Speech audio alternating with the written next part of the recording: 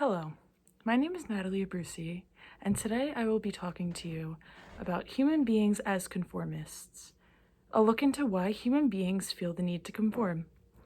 So before we get into the reason why human beings need to conform, we must first discuss what it means to be a human being.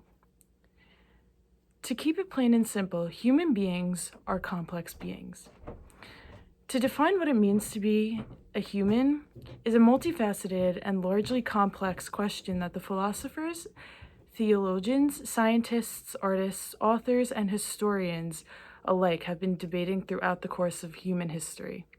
On a simple, basic level, to be human beings means to belong to the subspecies Homo sapien, which allows us to process certain events, cognitive, physical, and emotional traits that set us apart from our animal counterparts.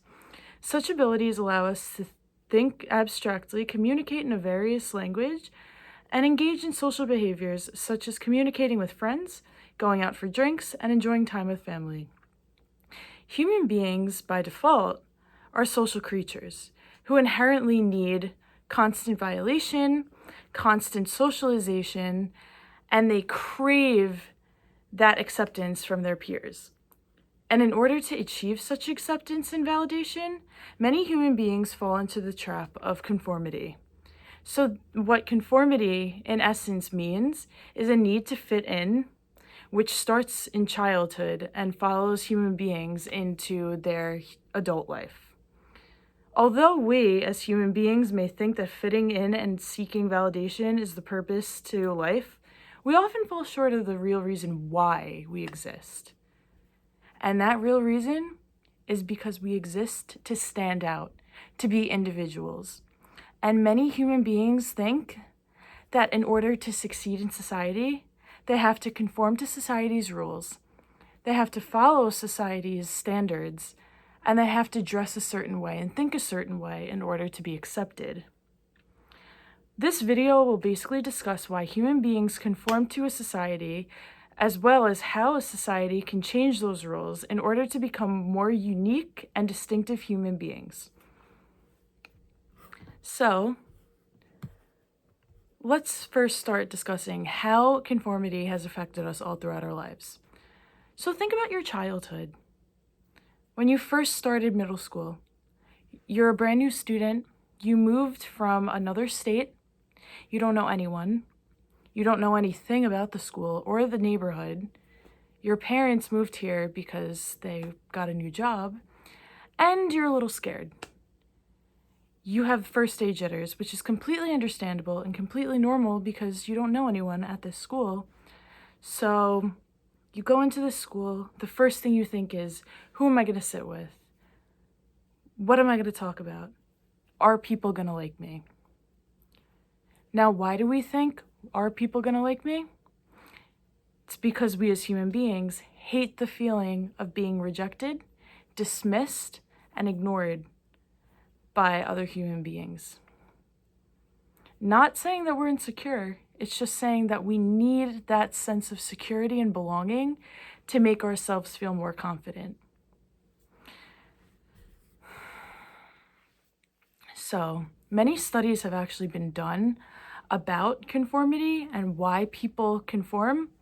So according to Mark Leary, who is a doctor from Massachusetts, he wrote in an article published by the American Psychological Association titled The Pain of Social Rejection, he stated that human beings often feel the need to fit in and change their overall appearances and outlooks on life because they feel that this change will make them more acceptable and popular to others.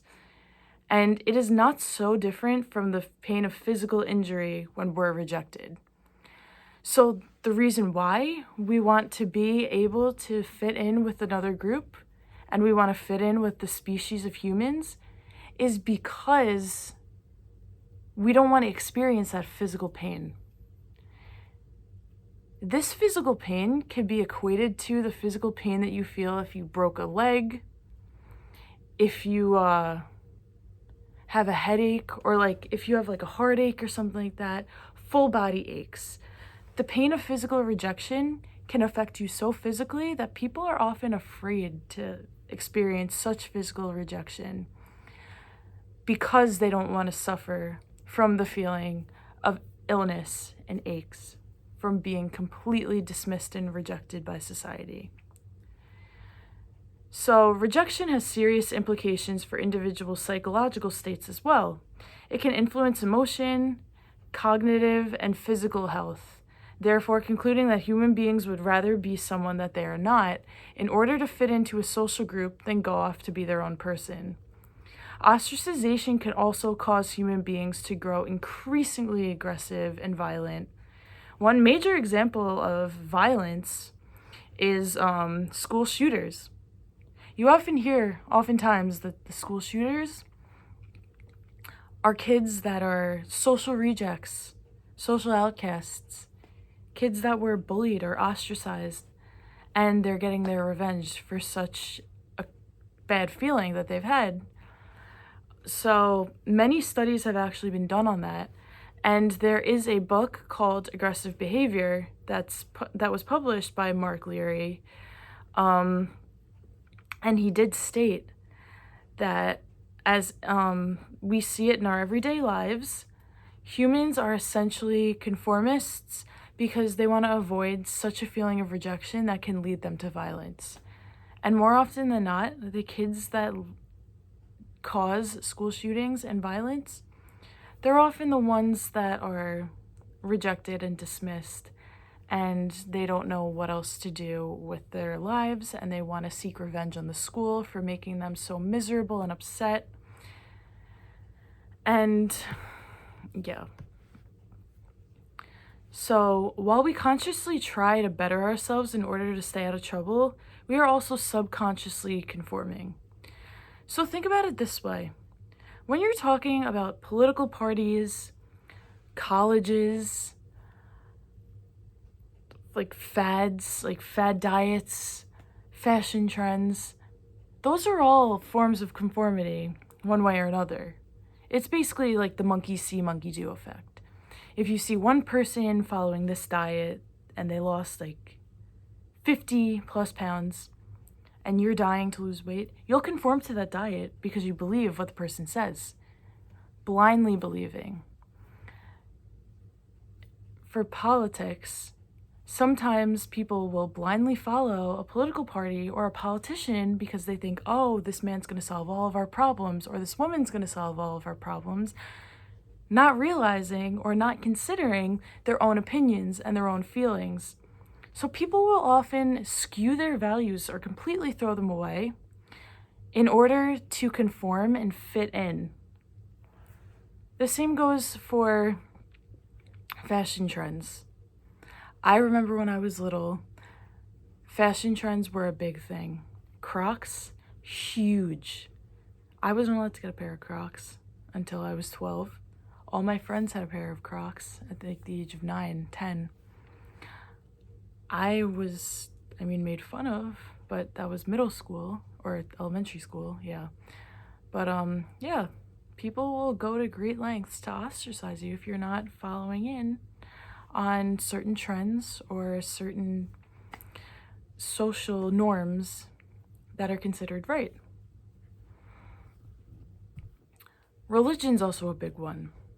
Many religions, I'm not going to single out just one, but many religions across the board follow a degree of conformity.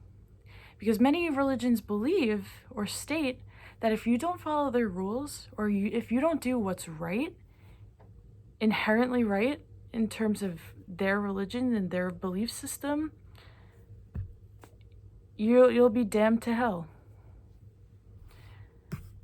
Although conformity is very important, being a nonconformist is also very important. This follows the social identity theory. The social identity theory is basically that suggests that people categorize themselves and other individuals into various social groups based on typical characteristics such as ethnicity, gender, nationality, and religion, among other things.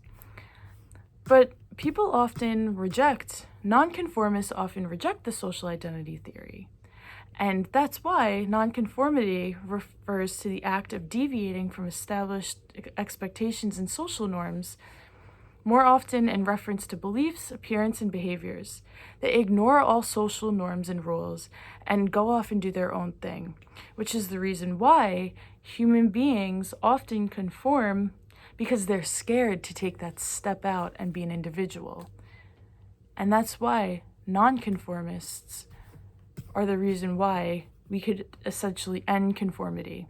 So in conclusion, human beings are conformists due to factors such as social influence, fear of rejection, the desire for a sense of belonging in a group, and the social need for acceptance. Conformity can also serve as a means of reducing uncertainty and ambiguity in situations where individuals lack sufficient knowledge or information to make an informed decision. Ultimately, conformity is a human tendency that can have both positive and negative outcomes depending on the context and circumstances in which it occurs. However, by understanding the reasons why human beings conform and individuals can gain a better understanding of their own behavior and make conscious efforts to resist conformity whenever possible. So, this is Natalie Brucey. Thank you for listening to my little lecture about conformity and why human beings are conformists and how we can potentially end conformity in society to promote more individualist ideologies. Thank you and have a good night.